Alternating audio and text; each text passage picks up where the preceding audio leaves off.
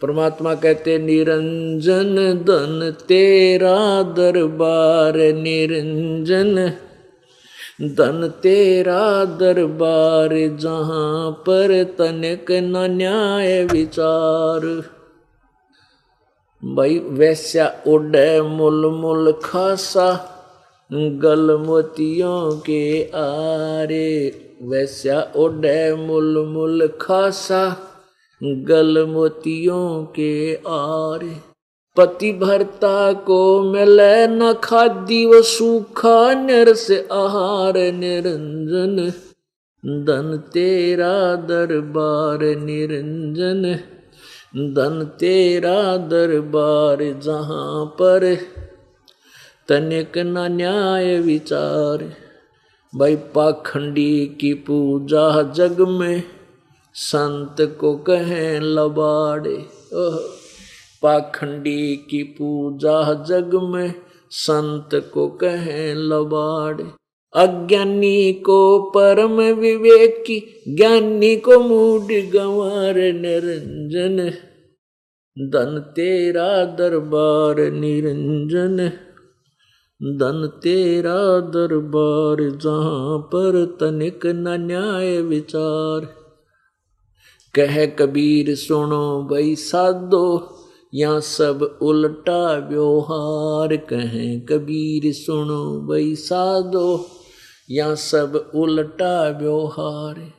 सचों को तो झूठा बताओ, इन झूठों का एतबार, निरंजन धन तेरा दरबार, निरंजन धन तेरा दरबार, जहां पर तनिक न न्याय विचार।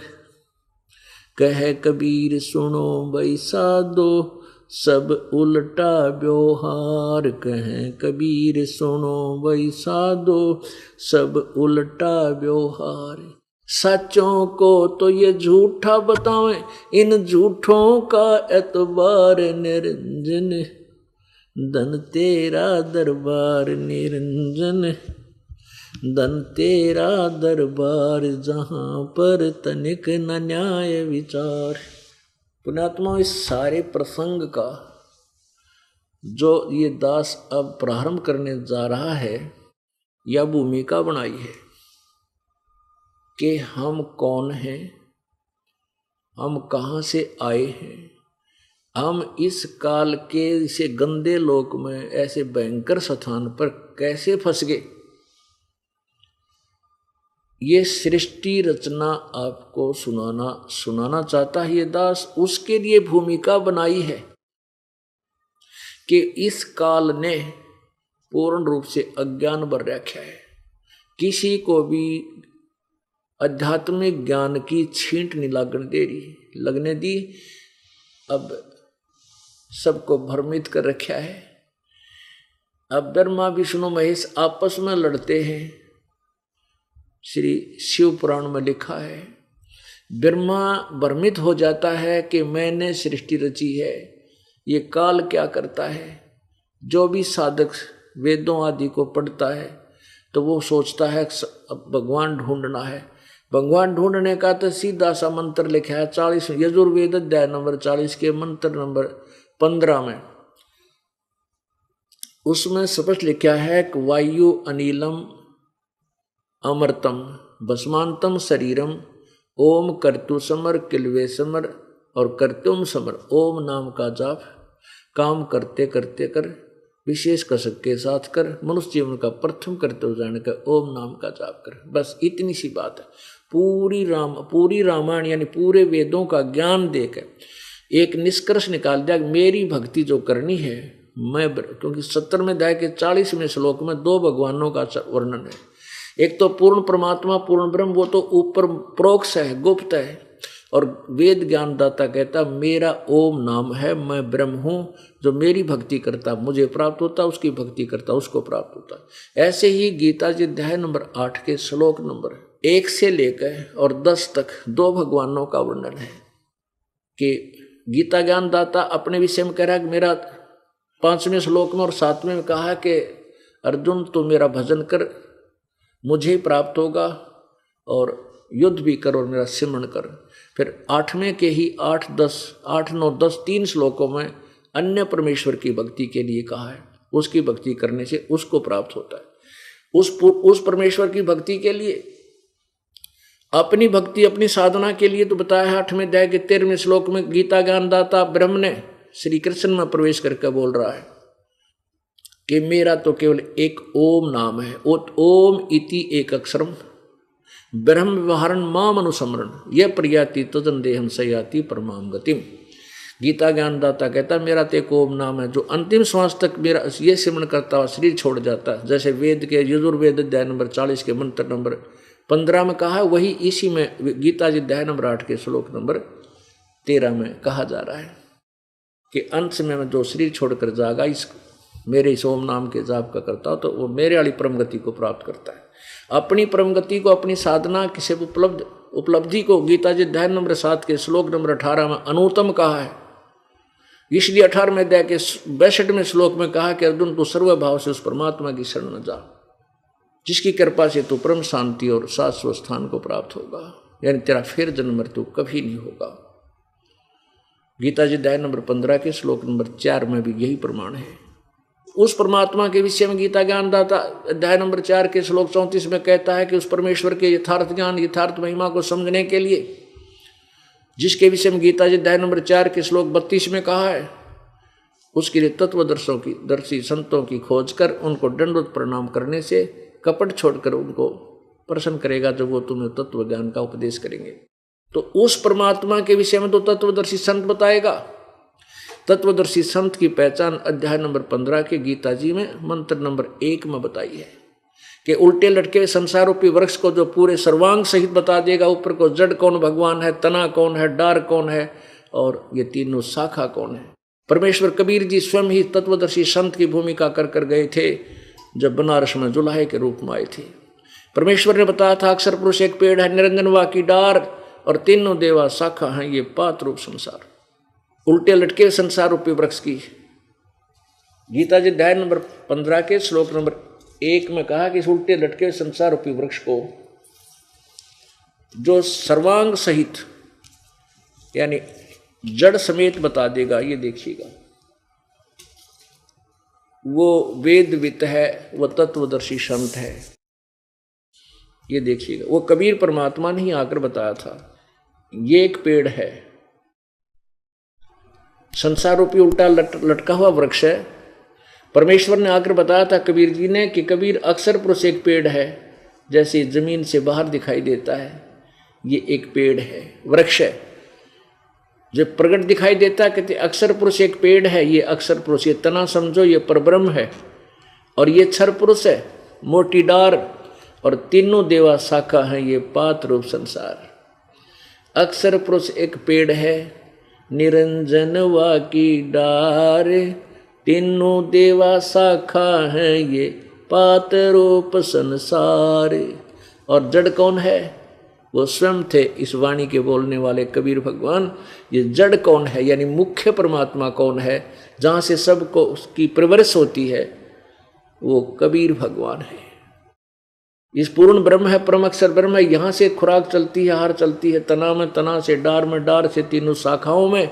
फिर जो भी इनकी आराधना करे किए हुए जो यहाँ उपस्थित है, ये पात रूप संसार में इन्हीं के माध्यम से यहाँ आती है, लेकिन ये सबको शक्ति जड़ यानी पूर्ण परमात्मा से ही प्राप्त होती है। ये देखिए पवित्र गीता जी अध्याय नंबर 15 का, इसके अनुवादक हैं जय दयाल गोविंद का। ये देखिएगा, ये जय दयाल गोविंद का इसके अनुवादक हैं। 15वें में तत्वदर्शी संत की पहचान बताई है प्रथम ही मंत्र में। ये देखिएगा, अथ पंचदशोध्याय प्रथम ही मंत्र है। ऊर्ध्व मूलम अधः शाखम अश्वत्थम प्राहु अवम संदासी यस्य प्रणानी ये तम वेद से वेदविद। ऊर्ध्व मूलम अधः शाखम, ऊपर को जड़ वाला, नीचे को शाखा वाला। इन्होंने इसका अनुवाद थोड़ा सा गलत किया है।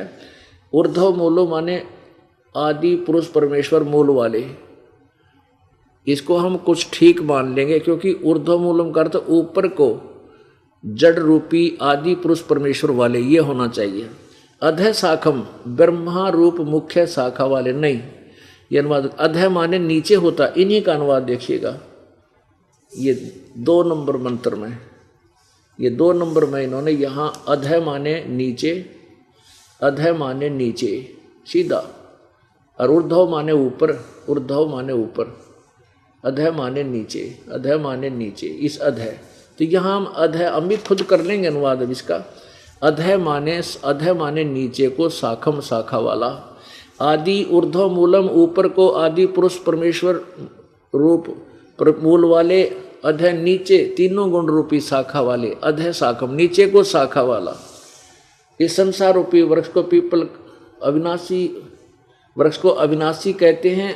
छंदासी माने इसके विभाग लिखना था, इसके विभाग सहित, विभाग जिसके पत्ते आदि कहे हैं।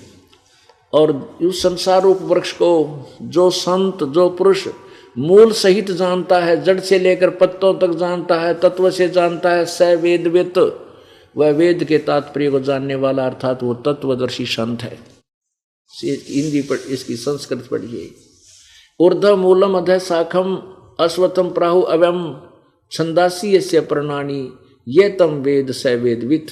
ऊपर को आदि पुरुष परमेश्वर मूल वाले, यानी ऊपर न जड़ तो पूर्ण परमात्मा, और नीचे को शाखा वाला। ये अविनाशी पीपल का वृक्ष कहा है, संसार रूपी वृक्ष कहा है। और छंदासी यस्य प्रणानी, जिसके, यस्य माने जिसके, छंद यानी विभाग पत्ते आदि हैं, वो तम माने उनको, ये माने जो साधक जो संत, तम माने उनको जो अज्ञान अंधकार में अभी तक छपे हुए हैं, उनको वेद माने जानता है। वेद माने ज्ञान होता है जिसको, उसका ज्ञान है। स वेदवित, वह वेद के तात्पर्य को जानने वाला है, वो तत्वदर्शी संत है। ये देखिएगा, संसार रूपी वृक्ष को आदि पुरुष परमेश्वर मूल वाले और अधः माने नीचे को शाखा वाले पढ़ो, इनका इन गलत किया है यहाँ पर।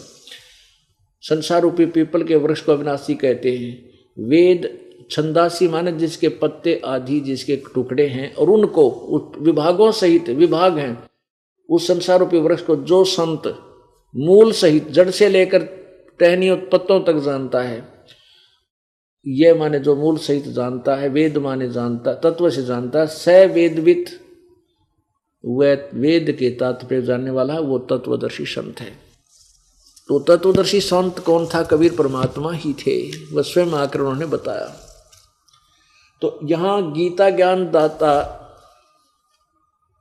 कह रहा कि यदि उस परमेश्वर की साधना करनी है, जहाँ जाने के बाद 15वें अध्याय के 4 श्लोक में तत्वदर्शी संत की प्राप्ति के बाद उस परम पद परमेश्वर की खोज करनी चाहिए, जहाँ जाने के बाद प्राणी फिर लौटकर साधक संसार में नहीं आते, अर्थात पूर्ण मोक्ष प्राप्त करते, और जिससे पूरे संसार रूपी वृक्ष की प्रवृत्ति विस्तार को प्राप्त हुई, अर्थात जिसने सारे ब्रह्मांडों की रचना की है, और मैं भी उसी की शरण में हूं। उस परमात्मा की भक्ति करने के लिए तत्वदर्शी संतों की खोज कर वो फिर उसकी साधना बताएंगे। उसके लिए संकेत किया है कि 17वें अध्याय के 23वें श्लोक में ओम तत्सत निर्देश है ब्रह्मण त्रिविध समर्थ है।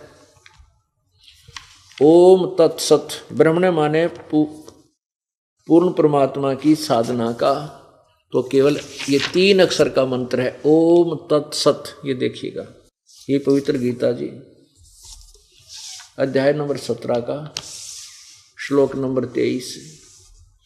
ओम तत्सत इति निर्देश ब्रह्मण त्रिविध समर्थ है, ब्राह्मणा तेन वेदा च यगा च विहिता पुरा। ओम तत्सत, ऐसे 3 प्रकार का सच्चिदानंद घन ब्रह्म का नाम कहा है।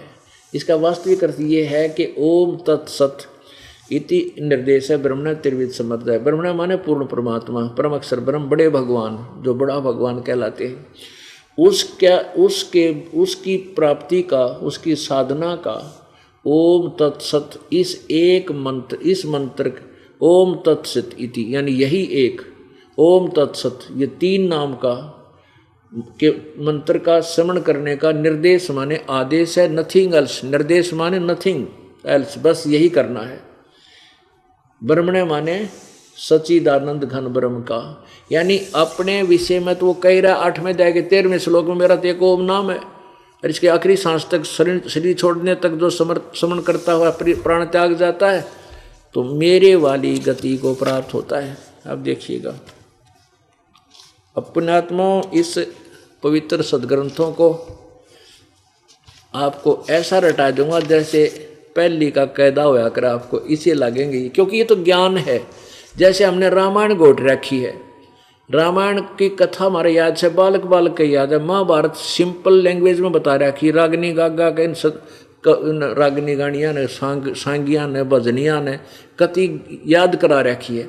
वह संस्कृत में थी, वह भी जो हिंदी में हुआ भी एक के बात है, जो हम सिंपल अपनी साधारण भाषा बोल रहे हैं अपने क्षेत्र की में। ऐसे ही गीता जी का जो ज्ञान है ये संस्कृत में होने से पाठ बन गया था, और सृष्टि रचना का ज्ञान न होने से सारा कुछ उल्टा कर दिया। श्री कृष्ण को सुप्रीम पावर मानकर उसके ऊपर फिट कर दिया, जबकि श्री कृष्ण तो एक ब्रह्मांड में एक विभागीय प्रभु है, स्वामी है, एक गुण का यानी रजो सतो गुण का स्वामी है। लेकिन असंख्य ब्रह्मांड का परमात्मा कौन है, उसकी उपमा भी श्री कृष्ण पर ला करके गीता जी के अर्थों का अनर्थ कर डाला। अनुत्तम का अर्थ अति उत्तम कर दिया, वर्तमान ने जाना होता उसका अर्थाना कर दिया, क्योंकि इनको ज्ञान नहीं था। इन अज्ञानी अनुवादकर्ता अज्ञानी थे, तत्व ज्ञानहीन थे। अब देखिएगा 8वें अध्याय का 13वां श्लोक, ये 13वां, ये 12, ये 13। ओम इति एकाक्षरम ब्रह्म व्याहरण माम अनुसमरण ये प्रयाति तजंदेहम स याति परमाम गतिम। गीता ज्ञानदाता कहता है कि माम ब्रह्म मुझ ब्रह्म का केवल ओम इति, ओम ही यह एक अक्षरम एक अक्षर है। व्यवहारण माने उच्चारण करके, अनुसमण माने सुमन करने का, सुमन करता हुआ मेरा एक मुझ ब्रह्म का एक ओम मंत्र है, इसका उच्चारण करके सुमन करता हुआ यह प्रयाति तजन देहम सयाति परमाम गतिम, जो इस अंतिम शरीर छोड़कर चला जाता है, अंतिम सांस तक इस ओम नाम की भक्ति करता है, वो परम गति परमाम गति परम गति को प्राप्त होता है। अपनी ये तो इसका ओम नाम है, और अपनी गति को 7वें अध्याय के 18वें श्लोक में ये गीता ज्ञानदाता कहता है मेरे वाली साधना भी अनुत्तम है। 7वें अध्याय का 18वां श्लोक है। अब क्या बताया है कि उद्धारा सर्वे एव एते ज्ञानी तू आत्मा एव मे मतम। गीता ज्ञानदाता कहता है कि जो 4 प्रकार के भगत थे उनमें से ज्ञानी जो है ये हैं तो सभी उदार माने अच्छी आत्मा, ये मेरे विचार में है, परंतु आस्तित से ही युक्ता माम एवं अनुत्तमाम गतिम, ये सभी श्रद्धालु मेरे वाली अनुत्तमा माने घटिया गति में आस्थित हैं, आश्रित रहे, क्योंकि इनको तत्वदर्शी संत नहीं मिला। तो तत्वदर्शी संत नहीं मिला वो ब्रह्म की साधना करेगा, जिसको तत्वदर्शी संत मिल जाओ तो 3 नाम का जाप करेगा, पूर्ण परमात्मा की प्राप्ति करेगा। इन्होंने क्या किया है, अनुत्तम का अर्थ अति उत्तम कर दिया इन अज्ञानी अनुवादकर्ताओं ने। एक ने नहीं, आप किसी की अनुवाद उठा के देख लो, सब ने एक कुएं का पानी पी रखा है, अति उत्तम कर दिया। अनुत्तम माने अति तुम, बैड माने गुड होया करे कदे, बैड का अर्थ गुड लिखे हैं तो कितना बुद्धिमान हो सकता है, सोच लेना। तो क्या कहते हैं समास में, ये अड़ंगा अड़ानिए कहते हैं समास के अंदर अनुत्तम का अर्थ अति उत्तम हो जाता है। अरे भले आदमियों, वो भी शंका समाधान किया है। यदि हम यहाँ इसको अति उत्तम शब्द माने अनुत्तम को, और ब्रह्म कहता मेरी अति उत्तम गति है, तो 18वें अध्याय के 62वें श्लोक में वो खुद कह रहे हैं कि अर्जुन तू सर्वभाव से उस परमेश्वर की शरण में जा, उसकी कृपा से ही तू परम शांति और शाश्वत स्थान यानी सदा रहने वाले स्थान को प्राप्त होगा। अगर उन्हीं की सर्वोत्तम मानी जा तो दूसरी अन्य कोई श्रेष्ठ होनी ना चाहिए। वो खुद कह रहा है कि मेरे से और उत्तम कोई भगवान है। गीता जी अध्याय नंबर 15 के श्लोक नंबर 16 और 17 में 3 भगवान बताए। अपनी सतिथि बताता अक्षर पुरुष क्षर ब्रह्म ये खुद है, और अक्षर ब्रह्म अक्षर पुरुष ये वो पर ब्रह्म है, और तीसरा ये दोनों ही नाशवान है, क्षर पुरुष भी और अक्षर पुरुष भी, और इनके श्लोक के सभी प्राणी भी नाशवान, लेकिन जीव आत्मा अमर है। 15वें श्लोक के अध्याय के 17वें श्लोक में स्पष्ट किया कि उत्तम पुरुष तो अन्य, यानी वो श्रेष्ठ भगवान तो कोई और ही है, परमात्मा इति उदारते। और ये लोकतर्यम आविश्य विभर्ति अवैश्वर, जो तीनों लोकों में प्रवेश करके सबका धारण पोषण करता है, वो अविनाशी परमात्मा है। तो यदि वहाँ समास वाला हिसाब बिल्दा फिट होता, समास के मान ले हम अनुत्तम को अति उत्तम मान लिया, वही इस श्री जो गीता ज्ञान दे रहा है भगवान, इस तो ऊपर कोई सह नहीं इस गीता ज्ञान में, ये सर्वश्रेष्ठ। फिर तो हम मान लेते थारे समाज ने भी, हम नहीं शर्म दर्द करते। वो तो कह रहा है मेरे से उत्तम तो कोई और भगवान है, तो वो समास वाला भी वहाँ आपका अड़ंगा ठीक, अड़ाना ठीक नहीं, वो गलत कर रखे।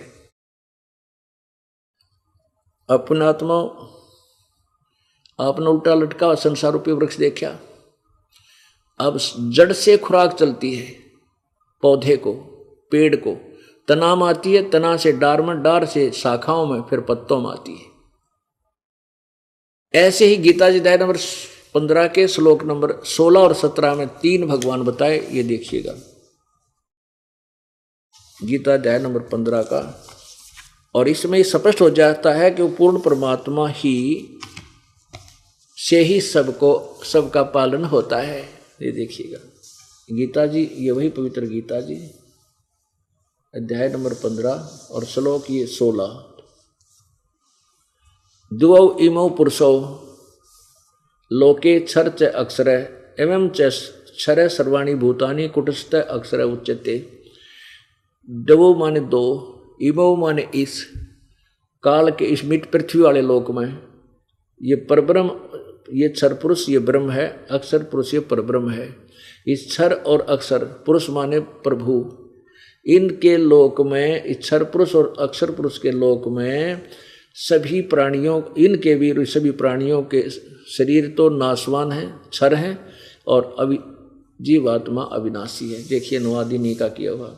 इस संसार में नाशवान और अविनाशी ये भी 2 प्रकार के पुरुष हैं। इस संसार में नाशवान और अविनाशी भी ये 2 प्रकार के पुरुष हैं, यानी प्रभु हैं। 2 प्रकार के प्रभु, पुरुष माने परमात्मा है, भगवान है। और संपूर्ण प्राणियों के शरीर तो नाशवान और जीवात्मा अविनाशी कहा जाता है। ये क्षर पुरुष और ये अक्षर पुरुष, क्षर और अक्षर। क्षर पुरुष ये क्षर तो ब्रह्म है, अक्षर ये परब्रह्म है। पुरुष यहाँ भी लगा सकते हैं, क्षर पुरुष और अक्षर पुरुष ये 2 भगवान हैं। तो यहाँ 2 प्रकार के प्रभु माने, ये पुरुष माने परमात्मा। अगर हम इन्होंने उलझा दिया, यहाँ भगवान ना लिखा, परमात्मा नहीं लिखे, अनाड़ी ज्ञान तो था नहीं। अब यहाँ क्लियर हो जाता है कि उत्तम पुरुष है, यानी उत्तम भगवान, उत्तम प्रभु तो कोई अन्य ही है। उत्तम पुरुष है तो अन्य परमात्मा इति उदारते, जिसको भगवान कहा जाता है, वो श्रेष्ठ पुरुषोत्तम तो कोई और है। ये लोकतर्यम आविश्य विभर्ति अवैश्वर है, जो तीनों लोकों में प्रवेश करके सबका धारण पोषण करता है। उत्तम पुरुष यानी उत्तम परमात्मा तो कोई और ही है, जो तीनों लोकों में प्रवेश करके सबका धारण पोषण करता है। अविनाशी परमेश्वर परमात्मा इस प्रकार कहा गया है। अब ये भी क्लियर हो गया कंसेप्ट कि गीता जी अध्याय नंबर 7 के श्लोक नंबर 18 में अनुत्तम शब्द इन्होंने गलत किया, सर्वश्रेष्ठ अति उत्तम गलत कर रखा है। ये कहता है कि मेरी साधना करने वाले की जन्म मृत्यु होती है, पूर्ण मोक्ष नहीं होता। इसलिए वो बिना तत्वदर्शी संत जिनको नहीं मिलता, वो साधना तो करते हैं, नेक आत्मा भी हैं, लेकिन वो मेरे ब्रह्म तो ऊपर उनकी बुद्धि जाती ना, इसलिए वो मेरे वाली अति घटिया व्यर्थ साधना में लीन रहते हैं। अब पुण्यात्माओं, अब ये है वो तत्व ज्ञान। परमेश्वर कहते हैं, और कबीर जी कहते हैं, और ज्ञान सब ज्ञानड़ी, कबीर ज्ञान सो ज्ञान, जैसे गोला तोब का अब करता चले मैदान। अब ये तोब का गोला है कबीर परमात्मा का ज्ञान, सब वेद सदग्रंथ ऐसे खुल जाएंगे, और ये अज्ञानी लोगों बनाए बैठे अकेले दुनिया ने, ये नकली संत ये दुनिया को गुमराह करके इनके जीवन को बर्बाद करें, ये सब अब साफ हो जाएंगे कुछ दिनों में। कुछ दिनों में ये अकेले बैठे पाओगे उन आश्रमों में, इनको कोई सलूट मारनी नहीं रहेगा, इनसे इतनी नफरत हो जाएगी, क्योंकि मनुष्य जीवन को बर्बाद करें अपने स्वार्थ में। अरे इस दास ने 10-15 वर्ष हो गए ये जीव घिसाई करते हैं ना, ये आगे नहीं आने दे रहे अपने अज्ञान को, अड़े बैठे हैं। अब धोखा धर दूंगा इनको सबको, ये बोए निजामेंगे, ऐसा कर दूंगा। नकली संतों रे महर्षियों ये बड़े फिरे थे, दुनिया ने गुमराह कर रहे थे, प्रभु पाक रहे थे। पुण्यात्मा, इनसे बड़ा शत्रु आपका कोई नहीं, जो मनुष्य जीवन को बर्बाद करे और गंदा ज्ञान प्रवेश करके और काल के मुंह में डाल रहा है। तो या तो ये सीधे हो लेंगे, सरेंडर कर देंगे, और ना इस पलायन कर जाओगे, यहाँ से भाग जाएंगे, सामना नहीं कर पाओगे जनता का। और ये कहेंगे, जनता पूछा करेगी इनसे, तुमने क्या मिल गया अज्ञानियों, इतने दिन के महर्षि पाके पढ़े थे, ये किताब नहीं पढ़ सके, तुम क्या के टीचर थे।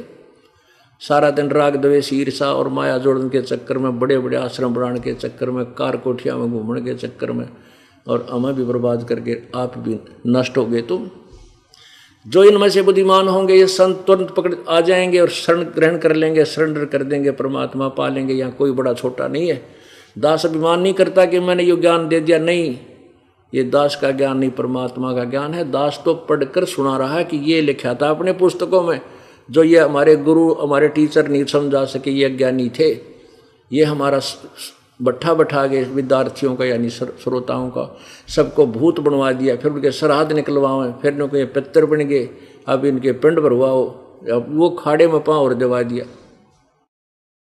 अब पुण्यात्माओं, ये दास क्या बताना चाहता था कि परमेश्वर कबीर जी ने आके इस काल के जाल को सिंपल लैंग्वेज में, बिल्कुल साधारण सी भाषा में समझाया, अपनी प्यारी आत्मा को मिला करके।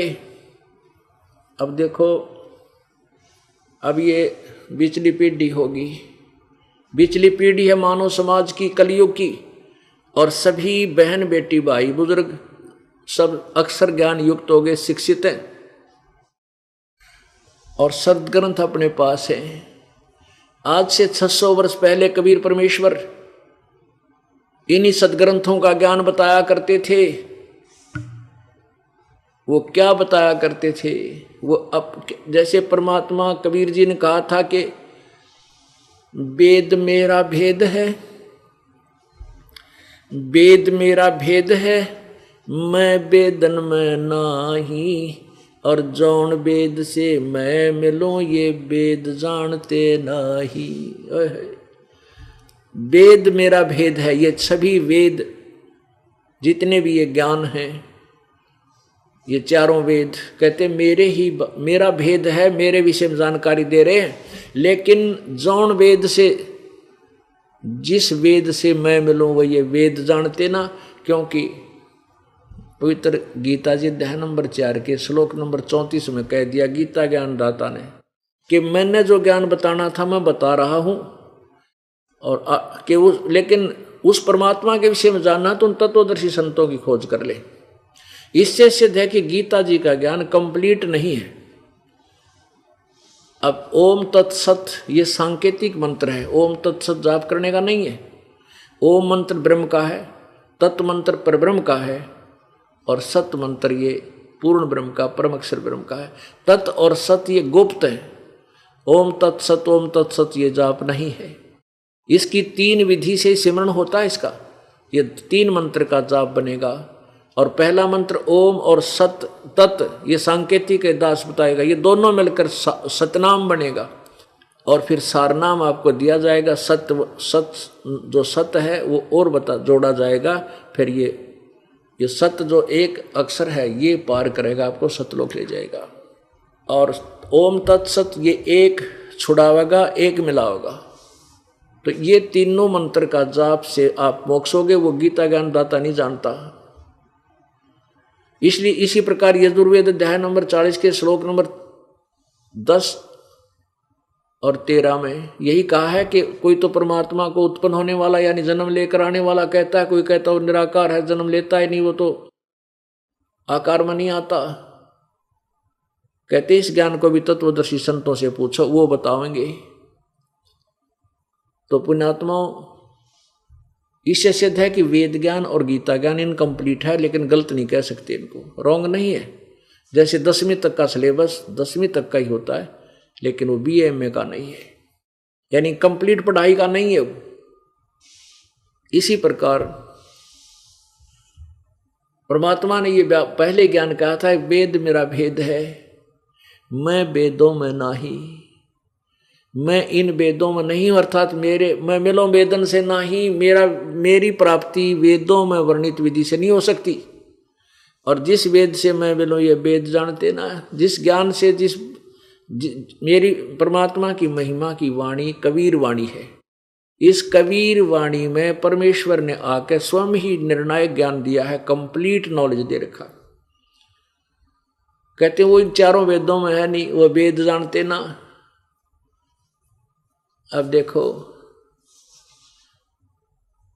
परमात्मा कबीर जी चारों युगों में आते हैं, अपने ज्ञान की महिमा, अपने ज्ञान को आप ही बताते हैं, और वो अपनी प्यारी आत्माओं को यानी श्रेष्ठ आत्माओं को आकर मिलते हैं, उनको अपना परिचय देते हैं, साक्षात्कार सतलोक में अपना यथार्थ रूप दिखाते हैं, ब्रह्मा विष्णु महेश की सतीथि से परिचित करा के अपने गवाह बना जाते हैं कि कबीर इज गॉड, कबीर परमात्मा है। इसी का प्रमाण वो वेद दे रहे हैं। अब देखिएगा कुछ संकेत आपको देते हैं कि वेद क्या बताते हैं उस कबीर परमात्मा के विषय में। देखिएगा ऋग्वेद मंडल नंबर 9 और सूक्त नंबर 86 और मंत्र नंबर 26-27 में। ये देखिएगा पवित्र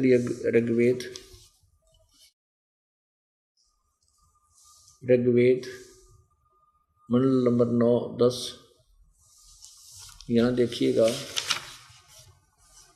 ये कहाँ से प्रकाशित है। प्रकाशक है सर्वदेशी कार्य प्रतिनिधि सभा, मैरिज सिद्धांत भवन, रामलीला मैदान, नई दिल्ली।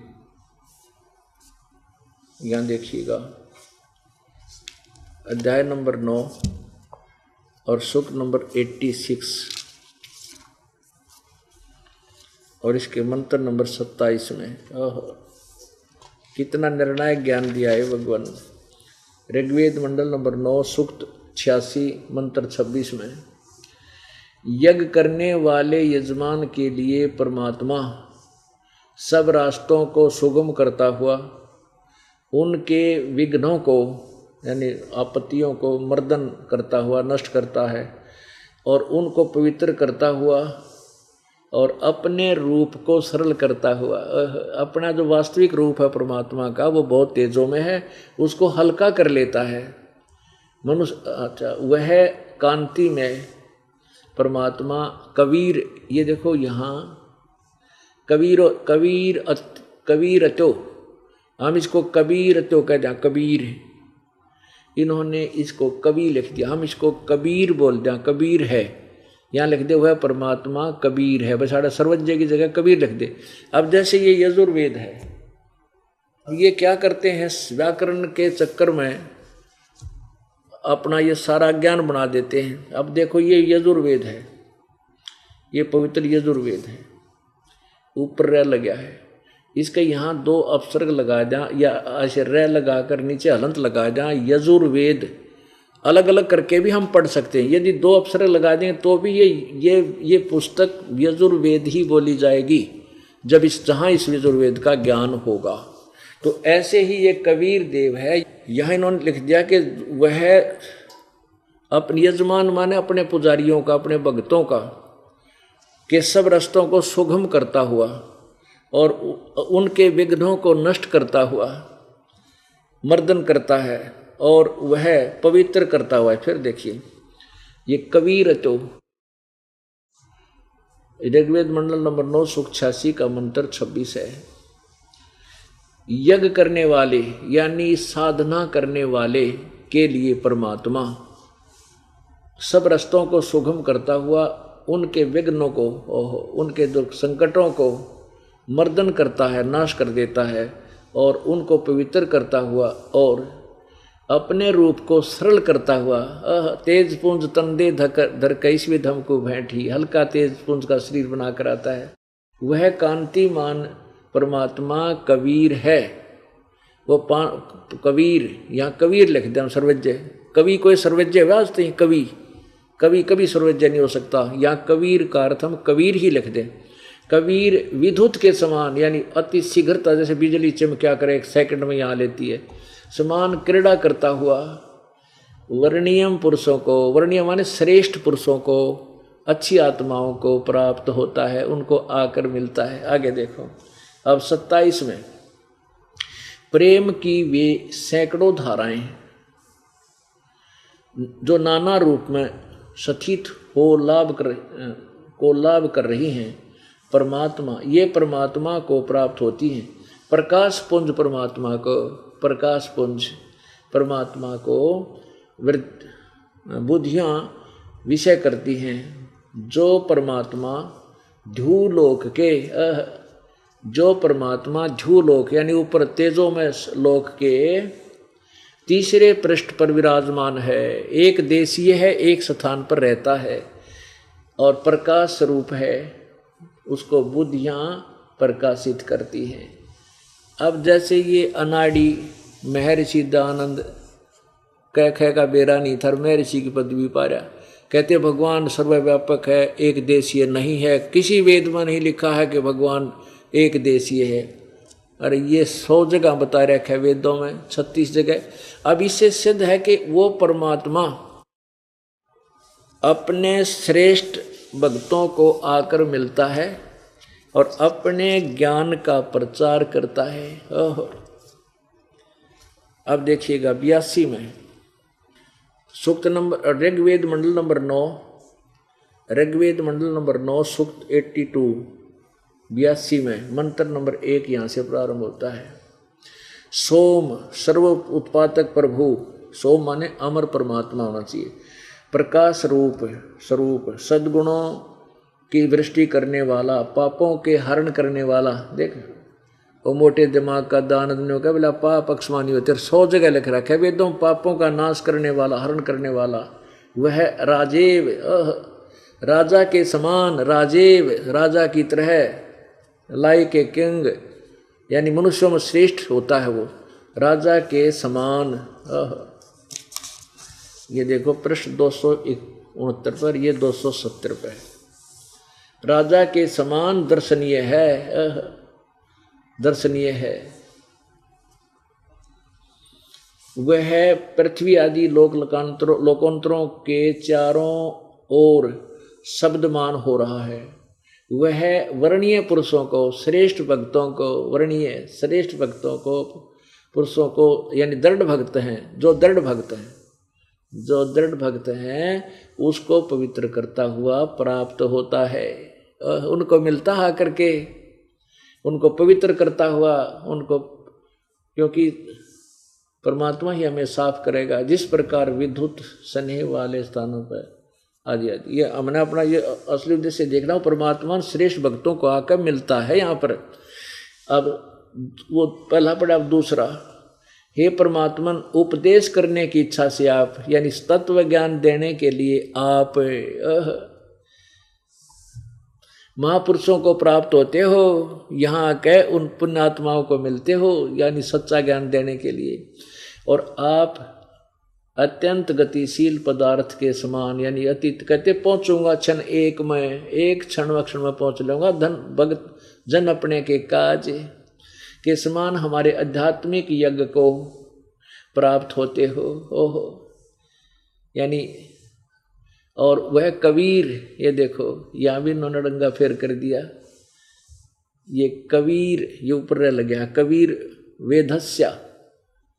अब वेदस्य का अर्थ देखो कि है, इन की बुद्धि देख लो, यहाँ लिखा है वेदस्य मन उपदेश करने की इच्छा से, यहाँ लिखना कबीर वेदस्य, वो कबीर परमात्मा उपदेश, कबीर परमा, यहाँ लिख देना था कबीर परमात्मा उपदेश करने की इच्छा से महापुरुषों को प्राप्त होते हैं, इतना लिखना था। लेकिन इन्होंने तड़ंगा करने का मतलब था ज्ञान था कोई ना, यो कबीर है, ऊपर रह लग गया इसका, ये प्रिंट में थोड़ा सा गड़बड़ रह रही है, कबीर है ये, क्योंकि इन्होंने यहाँ लगाया यो रह, यहाँ कबीर है, ये कबीर है। वो कबीर परमात्मा, हे परमात्मा यहाँ लिखना था वैसे, हे कबीर परमात्मा उपदेश करने की इच्छा से महापुरुषों को प्राप्त होते हैं और आप अत्यंत गतिशील पदार्थ के समान हमारे आध्यात्मिक यज्ञ में प्राप्त होते हैं। आप, चलो उनका अनुवाद भी समझे तो आप सर्वज्ञ नहीं, आप कबीर हैं। यहाँ लिख देना कबीर, कबीर हैं, शुद्ध स्वरूप है। हमारे पापों को दूर करके हे सोम आप हमको सुख दें, पाप नष्ट करके हमें सुख दो, प्रेम भाव से उत्पन्न करते पवित्रता को उत्पन्न करें। अब देखो तीसरे में कमाल कर रखा है, ऋग्वेद मंडल नंबर 9 सूक्त 82 मंत्र 3 में, पवित्र यज्ञों में रक्षा से आप प्राप्त होते हैं। पवित्र यज्ञों में जहाँ शास्त्र अनुकूल साधना होती है वहाँ परमात्मा आप प्राप्त होते हैं, वहाँ पहुँचते हैं। और पृथ्वी आदि लोकांतरों में गति करते हुए घूमते, कहते गोता मारू स्वर्ग में जा बैठूं पताल, कह कबीर ढूंढता फिर वो अपने हीरे माणिक लाल। सर्वव्यापक आप, सर्वव्यापक ने बना है, आप स्वयं गतिशील होकर चलकर विराजमान होते हैं। आप कैसे हैं? आप सबके तर्पक हैं और सबके रक्षक हैं, बड़े से बड़े गतिशील पदार्थों के नियंता हैं, पृथ्वी आदि लोकांतरों के केंद्र होकर सब पदार्थों को की रक्षा करते हैं। अब इससे सिद्ध है कि वो परमात्मा कबीर परमात्मा, कबीर देव मनुष्य जैसा है, राजा के समान, यानी क्योंकि यहाँ आकर के परमात्मा जब आता है तो बहुत बड़े एक वृंद का, बहुत बड़े भगत वृंद का, समूह का एक मुखिया होता है, गुरु होता है। तो ऐसे कहते हैं आप एक राजा की तरह बहुत बड़े समूह का कि महाराज होते हो, महाराज समझो उस शब्द इनका यहाँ है, और अपने श्रेष्ठ भक्तों को आकर आप मिलते हो। अब वो परमात्मा स्वयं आकर के अपने यथार्थ ज्ञान को देते हैं। अब और दिखाते हैं पुण्यात्माओं, क्योंकि आप इतनी दूर से आते हो, काम अपना कार्य छोड़ कर आते हो, तो आपको यहाँ बैठकर कितने सुविधा आपको दी है परमात्मा ने, हम दासों के माध्यम से। आप इतनी प्यारी आत्मा हो परमेश्वर की, पहले तो आपको घर से लाए प्रेरणा करके, आपके काम की व्यवस्था करी, फिर यहाँ हमारी ड्यूटीदार रखी, आपके आने से पहले मैट बिछाएं, हमारे बच्चे रोटी खाना व्यवस्था करें, और फिर अमृत वर्षा आपको ये दूध पिलाया जाता है परमेश्वर की अमृतवाणी का। आपको आपकी आत्मा को पाला जा रहा है जैसे बच्चे को माँ पिलाया करे दूध। तो अब आपने थोड़ा सा समय भी इसमें देना पड़ेगा, क्योंकि यह नींद तो दुश्मन है। अब तो हम चल मस्ती मार लेंगे, सो जाएंगे, कोई ना उठावेगा सवेरे तक, फिर बनाएंगे कुत्ते, गली में सोएंगे, 1 सेकंड नहीं सोने दे कोई। कभी कोई बैल आ रहा है, कोई मोटरसाइकिल ड्र करेगा, वो फिर देख कर भागेगा, फिर कोई ना सोने दे आपको। तो अब थोड़ी सी नींद को कम करके हम सावधान होकर डर के ये ज्ञान ग्रहण करें। अब आपको बताते हैं वो कबीर परमात्मा अपने यथार्थ ज्ञान को स्वयं ही लेकर आता है। यजुर्वेद अध्याय नंबर 29 के मंत्र नंबर 25 में देखिएगा। पवित्र यजुर्वेद, ये महर्षि दानव सरस्वती द्वारा ही इसका अनुवाद है। ये कहाँ से प्रकाशित है? सार्वदेशिक कार्य प्रतिनिधि सभा 2/5 महर्षि दानव भवन, रामलीला मैदान, नई दिल्ली से। इसका 29 ये देखिएगा। ये 29वां का 25वां श्लोक आपको दिखाएंगे, मंत्र दिखाते हैं। इसमें स्पष्ट लिखा है कि वो कबीर परमात्मा अपना चिकित्वान यानी स्वस्थ ज्ञान लेकर के स्वयं ही प्रकट होता है। ये देखो, यो है 29, 1 कम 30, यह संस्कृत है जिसे हम पाठ समझ रहे थे। अपने पूर्वज पहला सीधे ने बोला अरे एक घाट एक कम 30, ये 29, एक कम 30 यानी 29वां अध्याय है। ये है 25वां मंत्र। समीदो अध्याय मनुष्य है दूरोणे, देव है देवान यज असी जात वेद आ च वह मित्रम है चिकित्सवान तवम दूत कबीर असी परचेता। अब देखो कबीर असी परचेता चिकित्सवान मित्रम है। अब इसका अर्थ ये है कि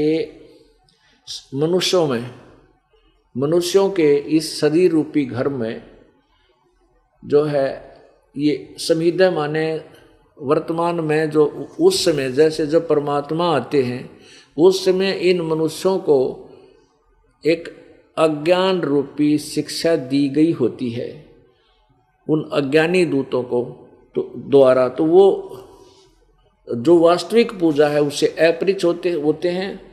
जैसे देवान यजसी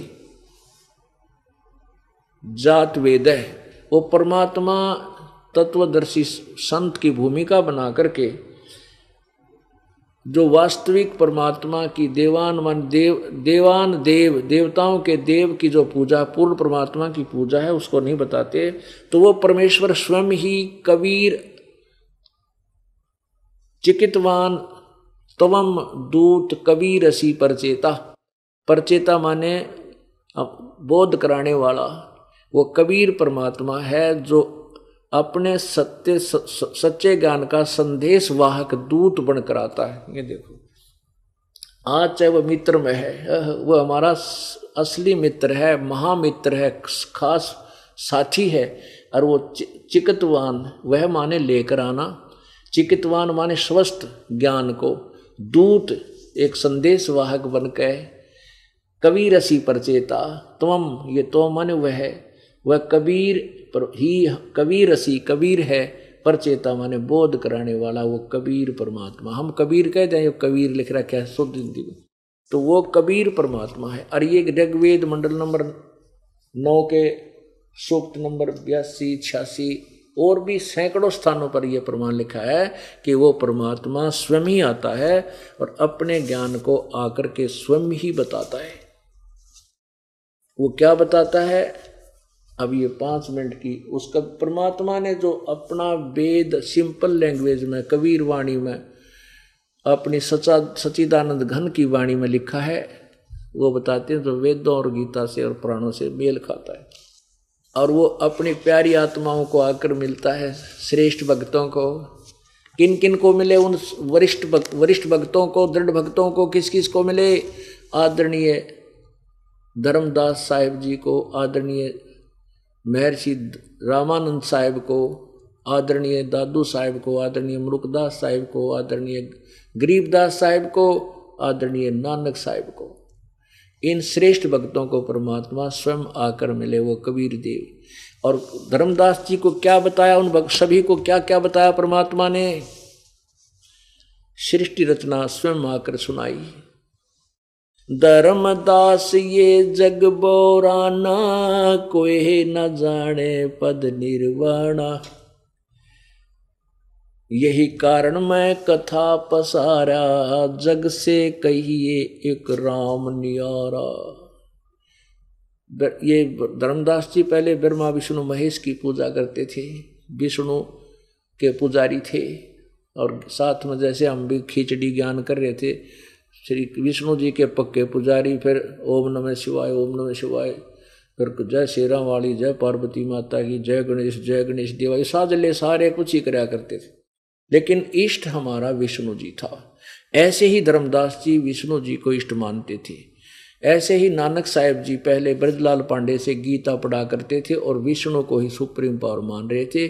खुद परमेश्वर ने आकर के बेई नदी से उनको सतलोक ले जा करके अपने से परिचित कराया। उसके बाद नानक साहिब ने परमात्मा की महिमा कलम तोड़ गाई है। तो धर्मदास जी को परमात्मा ने स्वयं बताया है, धर्मदास ये जग बोराना, कोई न जाने पद निर्वाणा। परमेश्वर ने कहा कि धर्मदास ये सभी संसार विचलित है, किसी को भी मोक्ष मार्ग का ज्ञान नहीं है, निर्वाण पद मोक्ष मार्ग का ज्ञान नहीं है। यही कारण मैं कथा पसारा, जग से कहिए एक राम नियारा। सबसे कहिए, इन सब से, जग से न्यारा एक और परमात्मा, वो अपनी महिमा आप ही गा रहे हैं प्रभु जी। यही ज्ञान जग जीव सुनावो। ओह, कहते हैं जो मैं तुझे ज्ञान बता रहा हूं ये सब न बता दे और सब जीवों का भ्रम नसाओ। ये भरमा रखा है काल के दूता ने, नकली संतों ने। यही ज्ञान जग जीव सुनावो, सब जीवों का भ्रम नसाओ। अब मैं तुमसे कहूँ चिताई, तेरे देवन की उत्पत्ति भाई।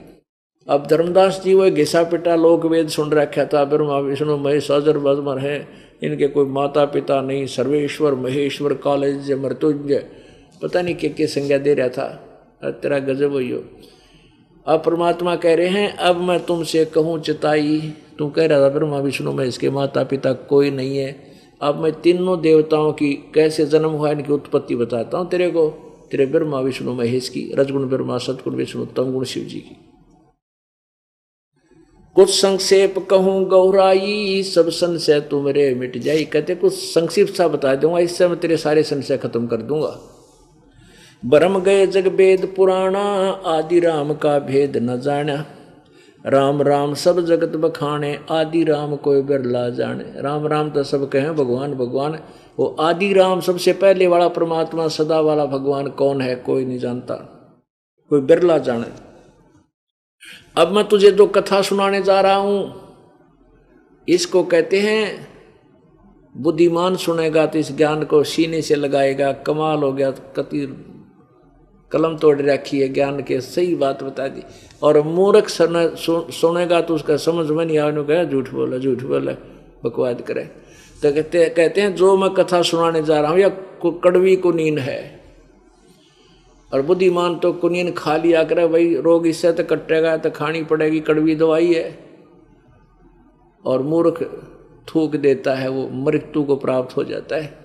जो इस सच्चे तत्व ज्ञान रूपी कड़वी कुनीन को जो नहीं स्वीकार करेगा वो काल के मुंह में चला जाएगा। और जो इसको फांकी मार गया, सुन गया और इसके अनुसार ढल गया तो वो मोक्ष हो जाएगा उसका।